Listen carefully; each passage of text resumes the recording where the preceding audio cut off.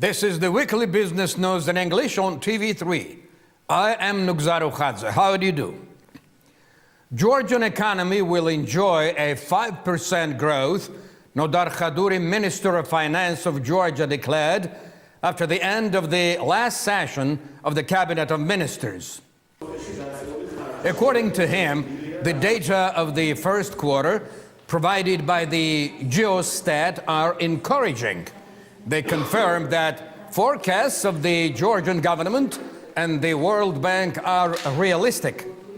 In the words of the finance minister, the fact of boosting of the private sector and the growth of the country's export contributed to the improvement of economic data. The Georgian government is getting well versed in international terminology. The term strategic object, which was replaced by especially important state property in Georgian legislation in 2006, may return to its previous place. The Prime Minister gave the task to the government to this end several months ago. Regarding the Premier's task, the Parliamentary Secretary of the government says that currently they are in the process of studying the international experience. We are studying international experience of other countries regarding strategic objects. At the same time, we scrutinize the regulations about putting the said strategic objects in a common sphere in order to safeguard the interests of the state. Current list of especially important state property includes airports of Tel Aviv and Marneuli and ports of Batumi and Poti. Members of economic team call this list an outdated directory. However, it is still unclear which new objects will be incorporated into the new list. The new list will be known in the nearest future. Economic Council, headed by Roman Chrenkeli, is working on this issue. The parliamentary majority says that taking account of present-day threats, upgrading of the list is of vital importance, while the minority believes that amendments may have negative effect on the investment environment. In the opinion of independent expert Levan Kalandadze, besides the items of state-owned property, objects belonging to the private sector could be included in the said list, and they should not obstruct the development of business activity. Obviously, the list will comprise the objects which functions and importance are linked to certain threats to the country, and consequently, the government must have special control over them. However, the list of the objects that have not been alienated as yet is rather limited. Besides, it is unclear what regulations will include the purview of strategic objects in Georgia. With the aim of promoting germinal, small and medium business and supporting the country's export potential, the Ministry of Economy founded an agency for developing of entrepreneurship. Functions of the agency will be to secure finances for businesses and develop entrepreneur skills. In the near future, a program for a small business will take off. Within its framework, micro-grants will be dispensed in the country's regions. This year, the agency's budget will amount to 22 million lari. It will select financial institutions for the project by means of tenders. These are the co-financing grants, which means that a certain sum as a grant will be allotted to a beneficiary, although additional contribution to the part of private sector will be mandatory. Also, it will be necessary for the budding entrepreneur to undergo training and master the skill of doing business. Agency for Developing of Entrepreneurship will begin to implement projects from May. Its budget for 3 years will amount to 140 million lari. Within the framework of the project of assistance to land-poor farmers during their spring farm work, the action is taking place. Otar Danelia, Deputy Minister of Agriculture, and Zaza Meparishvili, Governor of the Imereti region, got acquainted with the process of tilling in the Dilikauri village of the Zestaponi district. At present, within the framework of the SAT project, about 11,000 hectares of land have been processed in the Imereti region. Last year, more than 700,000 land-poor farmers benefited from this project. This year, their number will grow to 800,000 people. Out of them, almost 20,000 farmers will benefit from the state-allocated subsidies in the Zestaponi district.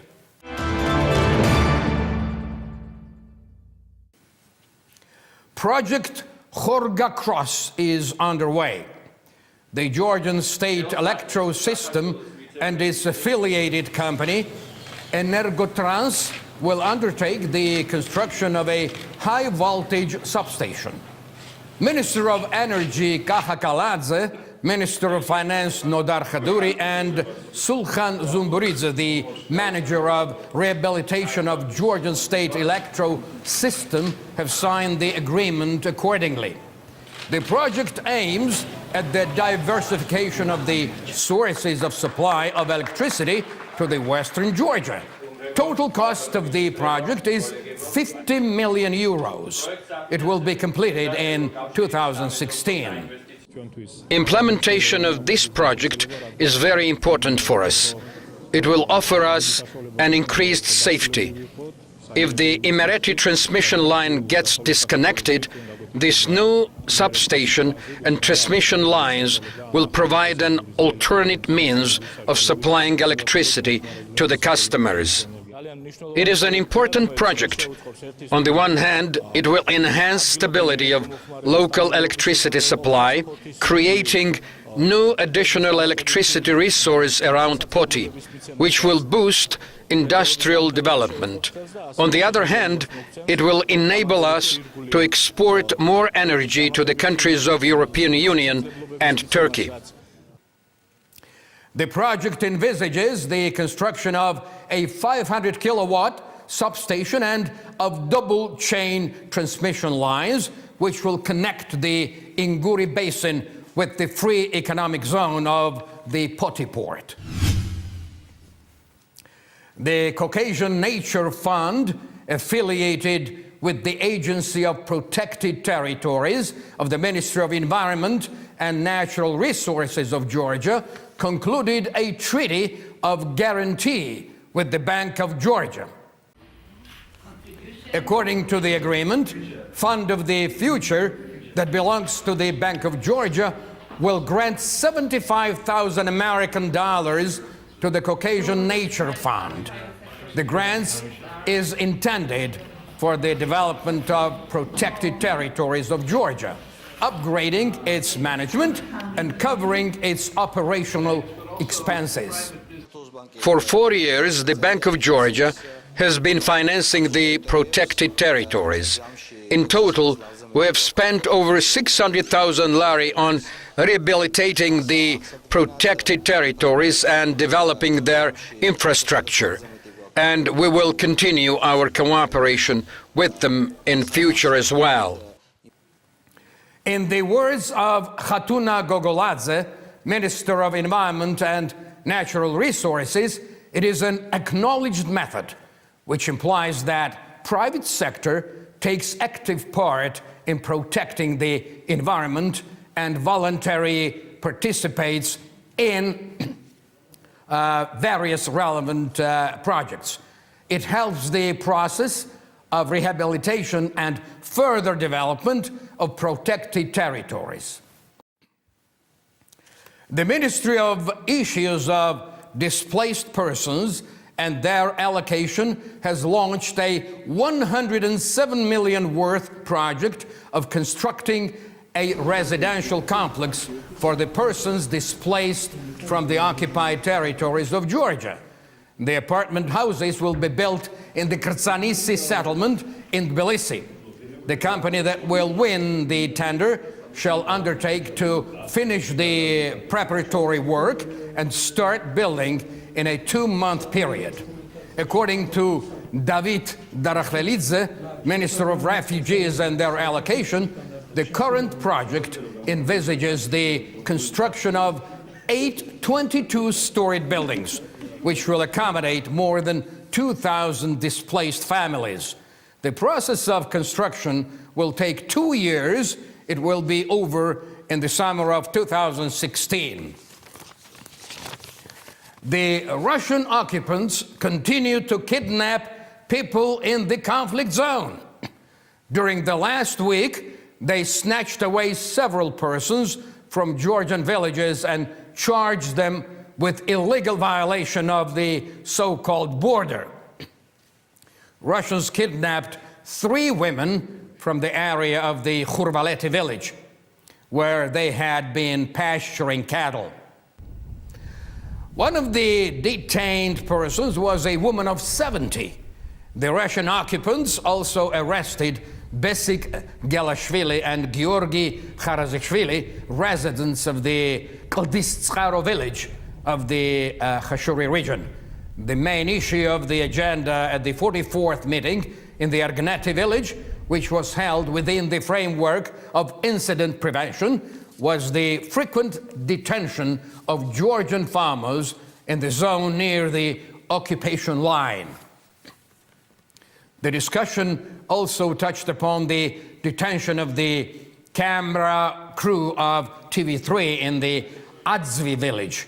They also discussed the issue of exchanging prisoners.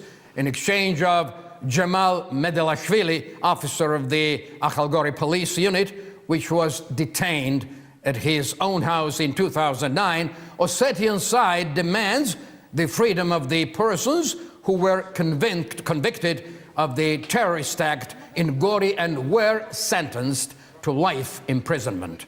The opposition believes that Georgian authorities should not yield to the de facto regime, warning about the danger of encouraging terrorism. Vakhtang Khmeladze, one of the leaders of the parliamentary majority fraction, agrees with the opinion of parliamentary minority. Terrorism is a serious crime. Ossetian side demands from us to set free the terrorists in exchange of a simple shepherd who is wrongly accused of violating the borderline, willfully established by Tskhinvali regime and Russian occupants. These things are absolutely incomparable. Some political experts believe that instead of setting free of the prisoners convicted of terrorism, the authorities should seek for other ways of rescuing Georgian nationals that are kept at the Tskhinvali pre-trial prison. Others do not trust the investigation, which had been conducted by the previous administration, and demand the new investigation of the case.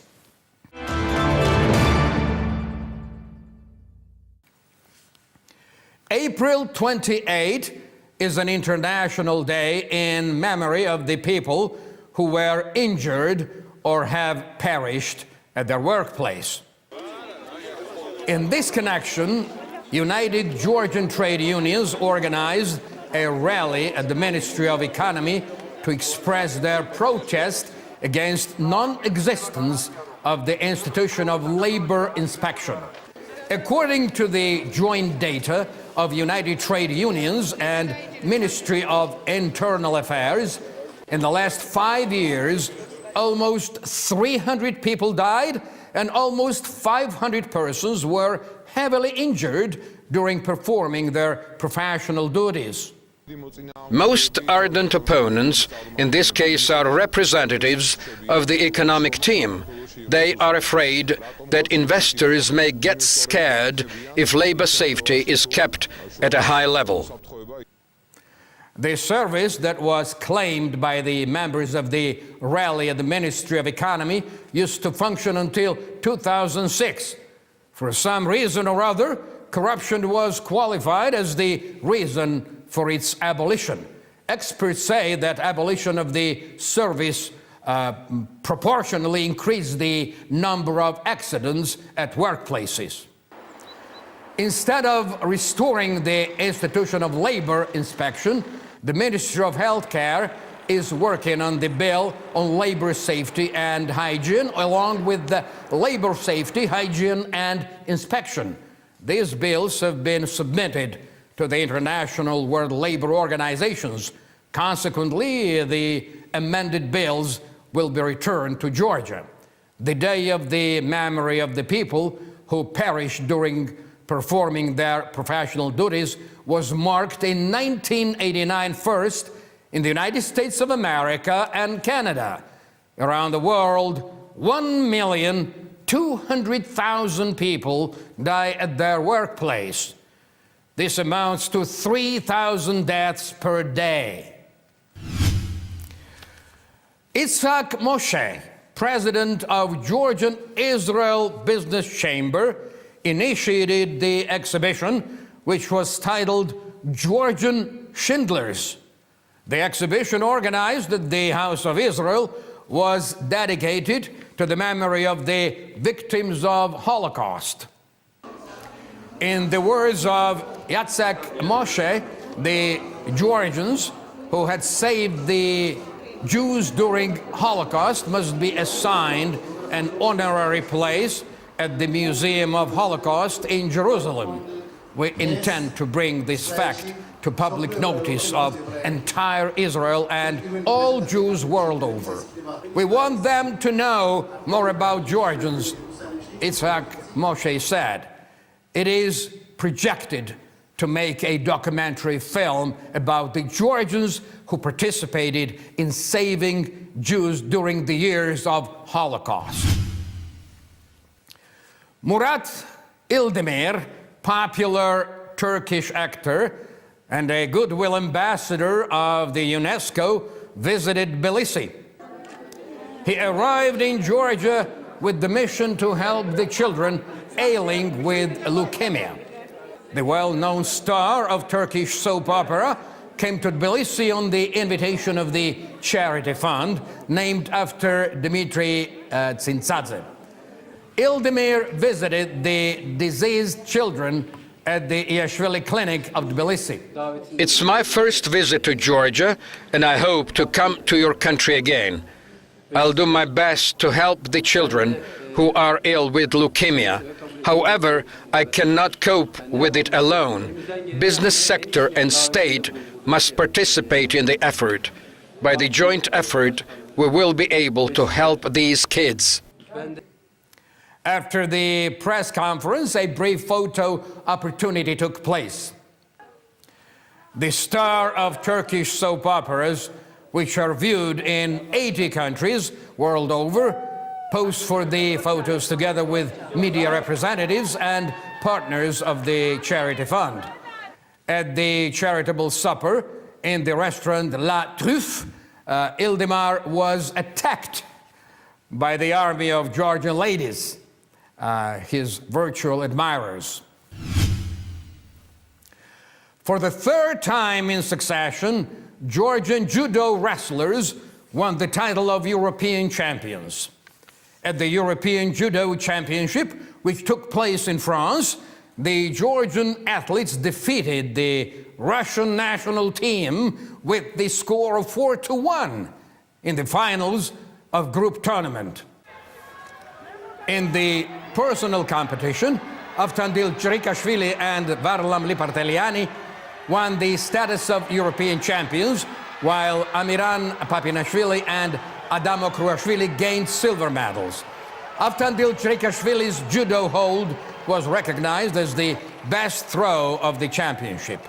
The championship identified the best national team and the best coach of 2013. The Georgian team and the Georgian coach, Irakli Uznadze, were awarded these titles. Members of the national judo team were welcomed at the airport by their fans and representatives of Judo Federation and Ministry of Sports.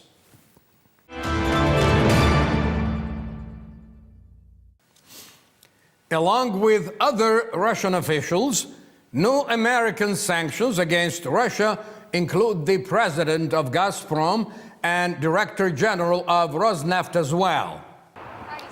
The news published in the New York Times was based on the information supplied by USA high-rank official. The sanctions may also concern Russian defense industry. According to the disseminated information, the new prohibitions will take effect as of the next week. On the other hand, in response to the new illegal actions in Ukraine, the European Union introduced sanctions against 33 Russian and Ukrainian officials. There are over 20 Russian and Ukrainian officials on the American blacklist today. Well, this was the weekly business news in English on Channel 3 of the Georgian television. Thank you very much for watching. I am Nugzaru Khadze. I'll see you again next Saturday morning at exactly 11 a.m. right here on TV3. Until then, have a great week.